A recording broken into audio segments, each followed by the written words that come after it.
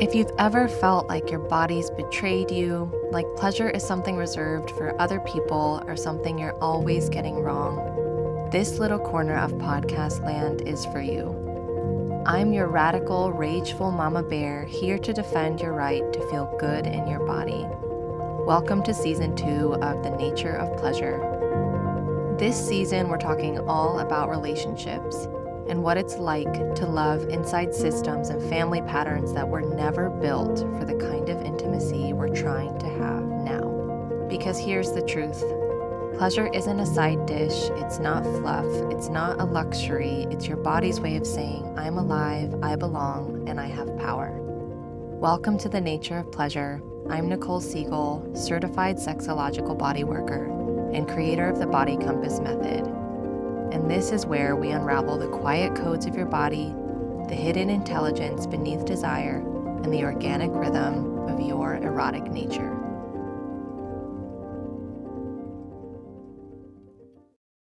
Hey y'all. Okay, today we are talking all about why breakup culture isn't the whole story. The narrative of modern love is so much more complex. There's a lot of hidden complexity here, and we are going to dive straight into it. So I know this is going to sound familiar to you, where there's this moment, usually late at night, when the house is quiet and your nervous system finally has a second to speak to you, and this thought slips in, almost against your will, where you think, maybe he'll never fucking get it. Maybe he will never get it. Not angrily, not dramatically, just tired. It doesn't come from a place of hatred. It's actually coming from a place of depletion. You've explained yourself so many times, your own words feel hollow at this point. You've softened your delivery. You've tried being direct. You've tried being patient. You've tried not caring so much. And somewhere along the way, the cultural chorus just keeps getting louder. The, if he wanted to, he would. Or, you shouldn't have to teach a grown man. Or, men don't change. Or, don't waste your best years waiting. And suddenly, leaving gets framed as empowerment, as clarity, as self-respect. And sometimes it is. Sometimes leaving is the right choice. But what no one talks about is how many women don't actually want to leave, or at least not fully. They just want rest. They want to stop feeling like the emotional manager of the relationship. They want to stop translating their inner world into freaking bullet points. They want to stop carrying the invisible weight of what's missing. So breakup culture offers a super seductive promise. If you leave, the ache will end. And for some women, it does. But for many others, the ache just shifts into something else. It rests in another arena of your life because the ache was never actually about him. It was about being asked to hold a kind of relationship that our culture has never actually taught anyone how to sustain. And this is where I'm going to slow down because the story that women are waking up and men are just behind is true, but it's also completely incomplete. And the story that love should be easy if it's right is comforting, but misleading. What if the problem isn't that your relationship is broken? What if the problem is that we are trying to live inside a relational paradigm that is still in its infancy and calling ourselves failures when it hurts? What if your exhaustion isn't a sign that you should give up, but a sign that you've been carrying something far larger than any one woman was ever meant to carry alone? So that is the doorway we are walking through today. Stay with me. I'm going to help explain all of those contradictory, confusing urges you have of staying or leaving, of loving, but also being disappointed, of trying so hard, but never really seeing change. So here is the part that changes everything once you actually let it land. The kind of relationship you are trying to have is basically brand new, not just to you, but to the world. This version of love and partnership has never existed in human history. For most of human history, relationships were about survival. You paired up to eat, to have kids, to not die, to get more property, but you did not expect your partner to understand your emotional triggers or to process their childhood wounds, to co-regulate your nervous system, to talk about feelings without shutting down, to share domestic labor equitably, stay sexually connected for decades, and help you become your best self. That is like a lot. That's a lot to expect out of a partnership. I'm not saying you shouldn't, but stay with me. Let me explain. What we're asking of relationships now would have been spread across an entire village before. You would have had women for emotional closeness, elders for wisdom, community for support, ritual for meaning, lovers for pleasure. Now we're like, hey, can you do all of that for me forever and also not be annoying? And when it doesn't work, we assume something is wrong with us or with him. But the truth is, we're in the early stages of a relational experiment no one prepared us for. Modern emotional love, the idea that your partner should see you, know you, and grow with you, is still in its infancy. We don't have models. We don't have training. We don't have shared language. We're just out here winging it with nervous systems shaped by generations of survival, scarcity, and emotional shutdown. Just think about your parents for a moment. I'm guessing that you didn't receive the best paradigm for connection from their relationship. So when women say, I've outgrown him, or I'm doing all of the emotional work, or I feel like I'm dragging him forward, that's not because men are inherently incapable. It's because we handed them a rule book that never taught them how to play this game. And then we told women they were crazy for being exhausted. And this doesn't mean you should tolerate neglect. Obviously, it doesn't mean you should stay in something harmful at all, but it does mean that the pain you're feeling isn't necessarily evidence that love is a lie. It's evidence that the structure we're living inside of is incomplete. And once you see that, the question stops being, what's wrong with him? Or why am I still here? And starts becoming, what kind of support would a relationship like this actually need to survive? This magical, co-creative, egalitarian, mutually growthful relationship that has never existed before in human history, what would that actually need to survive? Because most couples aren't failing, they're just trying to build something unprecedented without any scaffolding at all. When women say he'll never learn, what they're actually naming isn't a man, they're naming the collapse of a story. The story that love should eventually work. A story that if you try hard enough, communicate clearly enough, evolve enough, the relationship will meet you there. And when that doesn't happen, something in the body gives up, not loudly, not dramatically, but quietly. He'll never learn isn't a judgment, it's a grief response. It's what the nervous system says when it's been reaching forward for a long time with no reliable place to land. And here's the part that's rarely named. Women aren't outgrowing men. They're outgrowing a relational paradigm that never accounted for their full aliveness. For most of history, women's emotional and erotic needs were not the center of relationship. They were managed, contained, sacrificed, spiritualized, or ignored. So when a woman today says, I need more emotional presence, or I need depth, I need intimacy that actually changes me, we're not asking for too much. We're asking for something that has never been structurally supported. And when that need goes unmet, we individualize it. We make it about him or about her. He's emotionally unavailable, or I chose wrong, or I'm bad at relationships. But what's actually happening is larger than any one couple.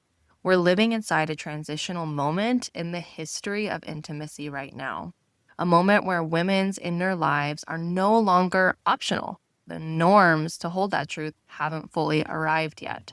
The rhetoric on relationships has not caught up to us.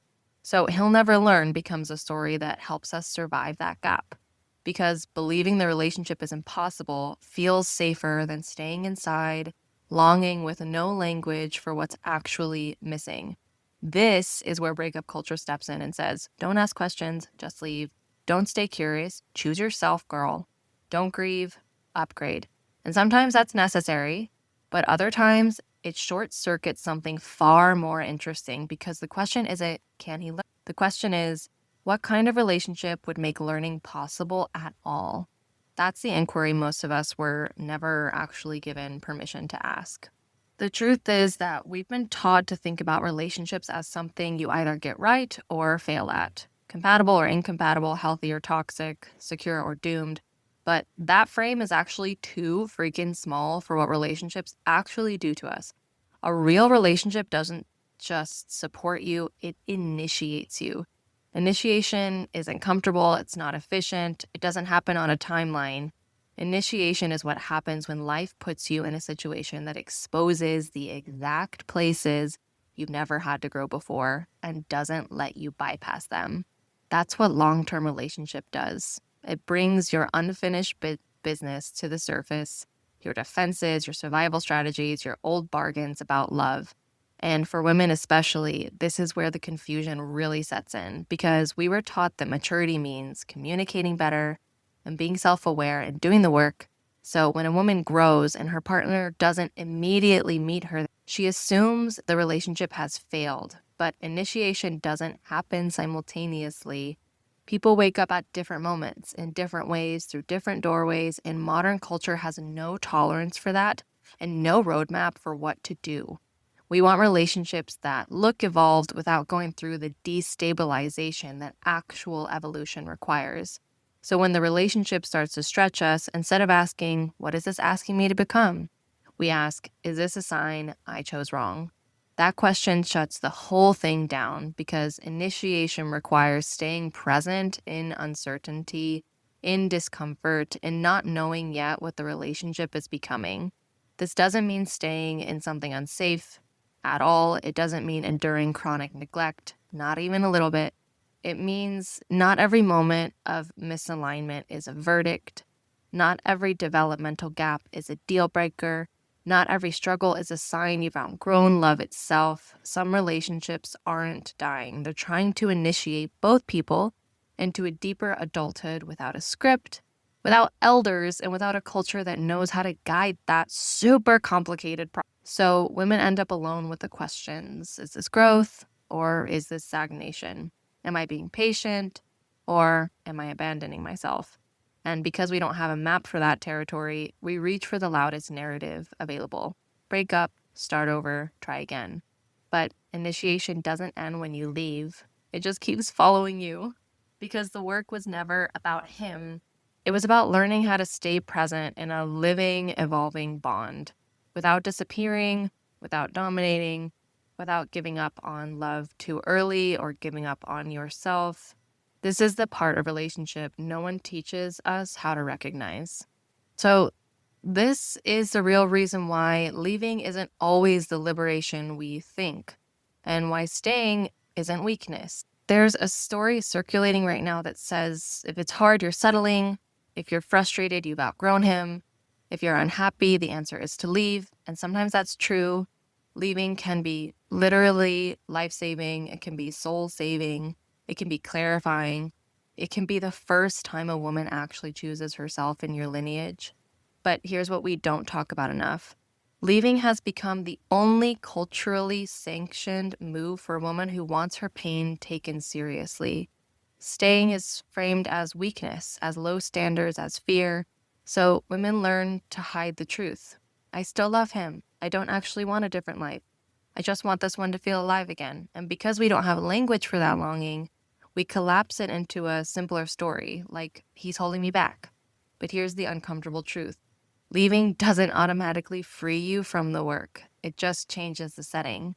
If you haven't learned how to stay present in conflict, name your needs without disappearing, feel desire without overfunctioning, repair without keeping score, those patterns don't dissolve when a relationship ends. They reappear with a different face. And this doesn't mean that staying is always the braver choice. It means bravery isn't determined by whether you stay or leave. Bravery is determined by whether you're willing to stay in truth. And truth is rarely clean and tidy. Truth sounds like, I'm not okay with how this is, or I don't know yet what I want, or I need something different and I don't know how to build it. Breakup culture doesn't leave room for that kind of honesty. It wants a villain, a conclusion, a glow up arc, but real relational maturity lives in the in between, in the willingness to ask, what is this relationship actually asking of me now? What am I avoiding by leaving? What am I betraying by staying? Those questions don't have Instagram answers. They require time and support and a framework that understands relationship as a living system, not a pass fail test. And without that framework, women are forced to choose between two false options: endure in silence or leave in certainty. But there is a third way, and it requires a different orientation to love. And here is the reframe that I want to give you today. Most relationships don't fail because people don't love each other. They fail because they don't have the infrastructure to hold what love brings up. Love activates everything: attachment, fear, desire, power, shame, longing. And we throw couples into that fire with no training, no shared language, and no rituals for repair, no understanding of nervous systems, no cultural patience for learning curves. Then we're shocked when things fall apart. So women assume the gap they're feeling is permanent, that if he hasn't changed by now, he never will. But what's often missing isn't desire or capacity, it's a shared container for growth. Without that container, effort turns into resentment, and communication turns into policing, sex turns into pressure, and then everyone blames themselves. And women end up thinking, I'm asking for too much, and men end up thinking, I'll never get it right. And neither of those is true. What's true is this: growth inside relationship is not intuitive. It's taught, it's practiced, it's reinforced through experience. When couples learn how to repair instead of retreat, or slow down instead of escalate, track the relationship instead of blaming each other, stay present when it gets uncomfortable, something fundamental shifts. The relationship stops feeling like a problem to solve and starts feeling like a living thing you're tending together. That's not romantic fantasy, that is developmental reality. And without access to that reality, breakup culture becomes the default, not because it's wiser, but because it's the only option anyone ever explained. So I want to leave space for a little bit of storytelling now. I'm going to give you a backstage pass into a moment in my own relationship that really changed the way I understand the he'll never learn idea. And this is the moment I saw the younger version of my partner. And I don't mean like metaphorically, I mean for a split second, it was like I could actually see it. Like his face softened into this younger, much younger face, the one from before he learned how to be guarded. In my mind's eye, I saw his small body, like tiny, a little boy in the hallway or a kitchen, and somebody's voice getting sharp, tension filling the room, and his whole system doing what a kid's system does when it realizes, oh no, I'm not safe right now. He didn't fight, he didn't argue, he didn't explain, he just turned away. He got quiet. He went somewhere inside of himself where no one could reach him. And suddenly I understood something that no amount of communication tips ever taught me. When I'm trying to talk to him about those moments, I'm not talking to a fully resourced adult all the time. I'm talking to the part of him that learned a long time ago that closeness costs, that being seen is dangerous, and that conflict means punishment. And here's the part that like really cracked me open. At the same time, I saw my younger self, not in a like cute inner child way, in a visceral body way. I could feel her, the part of me that has been tracking time like it's a threat, the part of me that's like, how long is this going to take? Am I wasting my life? Am I going to end up like the woman before me, strong and tired and swallowing my needs? If I don't fix this soon, I'm going to disappear. And I realized this dynamic isn't just women evolved, man behind. It's two nervous systems with two different survival strategies. His says hide, shut down, turn away, stay safe. Mine says speed up, solve it, fix it now, don't lose your chance. So when I'm pushing for the conversation, when I'm pushing for the repair, it's not because I'm controlling, it's because a part of me is so terrified. And when he's shutting down, it's not because he doesn't care, it's because a part of him is terrified too. And in that moment, something deeper than compassion happened for me when I saw all of that. It wasn't poor him or I should be softer. It was more like the spell broke. The spell that says one of us is the mature one and one of us is the problem. Instead, I could see, oh, this is what love brings to the surface. It brings up the unfinished places, not because the relationship is failing, but because intimacy is an arena where our old protective strategies finally get exposed.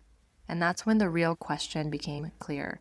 Not who's wrong, but can we stay present long enough to meet what's actually happening underneath the fight?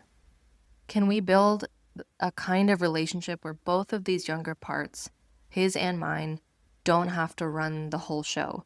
Because when we can name that layer, you stop trying to win the argument, you stop trying to force growth, and you start doing something else entirely. You start creating conditions where two adults can come back online, where repair is actually possible, like real repair where you feel loving afterwards, not secretly resentful, where love isn't a performance, it's a practice. And that's when I felt it, not as a thought, but like a bodily truth inside of me, that pressure doesn't create evolution, presence does.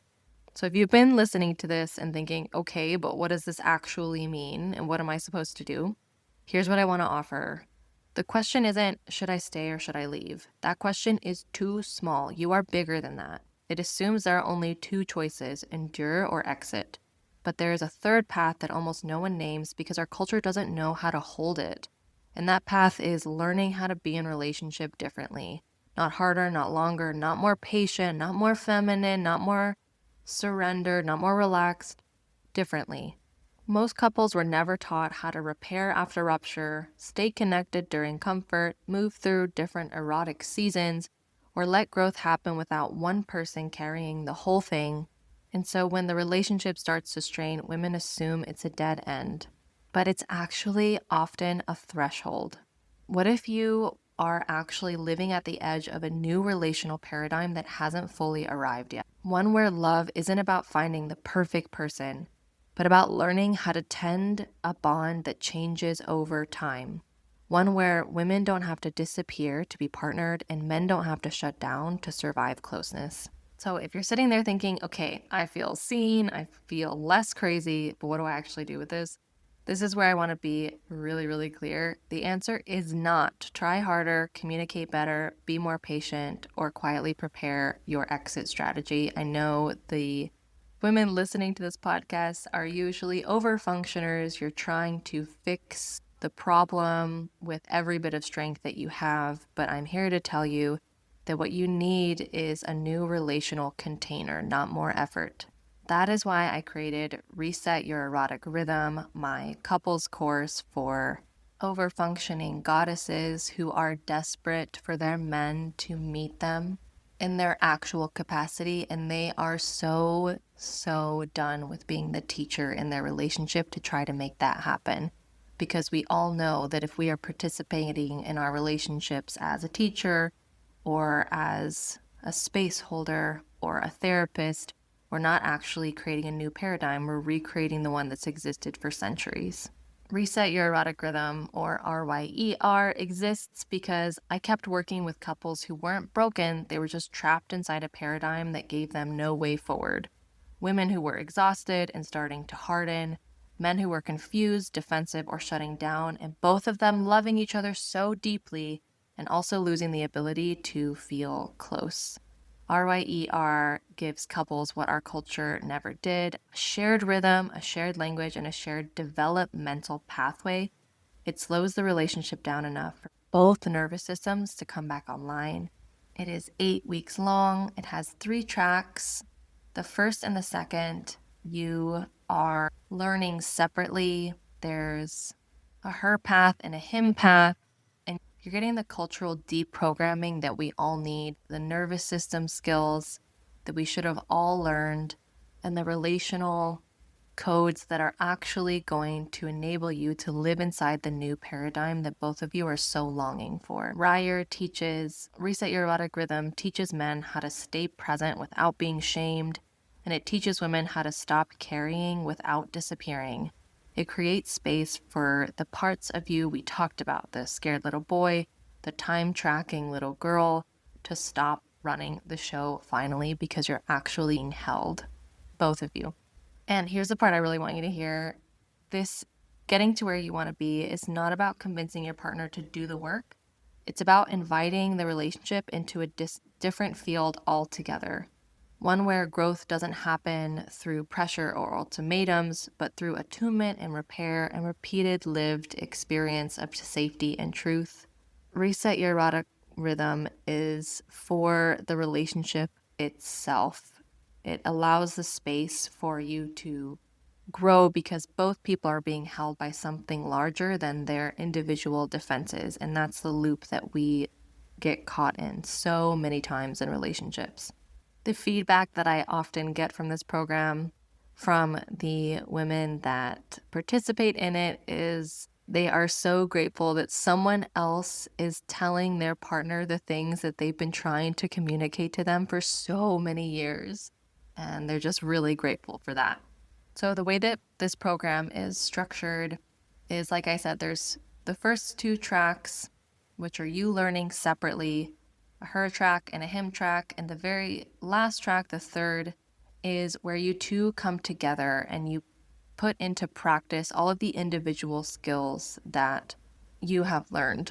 It is a beautiful 2-week-long somatic reset with facilitated practices for your bodies to learn to trust each other again, which is a step that so many of us underestimate the importance of as we're trying to change our relational dynamic. You can talk about changing things all you want, but if your body isn't on board, you're not going to see the changes that you're seeking. This 8-week live online course is my response to this breakup culture rhetoric.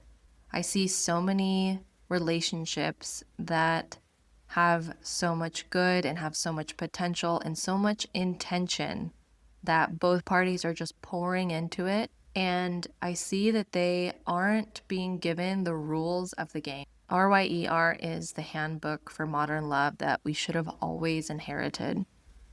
So if your body is feeling a quiet yes, a yes, a sense of, oh, this is the conversation I've been waiting for forever, then consider this your invitation. You can find all of the details in the show notes. We begin February 23rd, and if you are intrigued, don't wait to sign up. The first 10 couples to sign up will get a discounted rate, which is something that I'm not going to announce anywhere else. That discount is only available for podcast listeners. So get in on the discounted rate before it increases after the first 10. Reset Your Erotic Rhythm was born from women I've worked with who feel exhausted just like you, not because they don't want closeness or sex, but because they were doing all of the emotional and erotic labor to make it happen. You don't need to abandon yourself to stay connected. You just need a new starting point and a little focused direction. I made this course just for you because you deserve to be met.